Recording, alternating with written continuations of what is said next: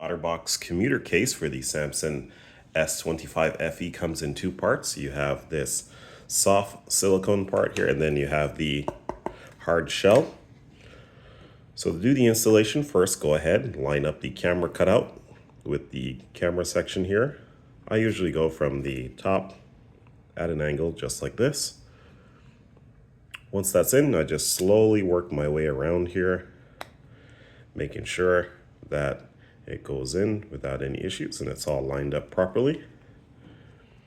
Now next, I go ahead first, I make sure this is pulled out. This is just the cover here protecting the USB-C. And then I just make sure that this is lined up with the cutout here for the hard shell.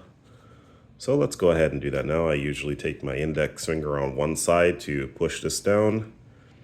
And then I kind of just line this up with this right here. Make sure that this is pulled out and pulled through. And now I just push this up. And then I just work my way around slowly here to make sure that the hard shell is on the Samsung S25. And just like that now, we now have the OtterBox commuter case here, both the soft and the hard shell installed on the Samsung S25 FE.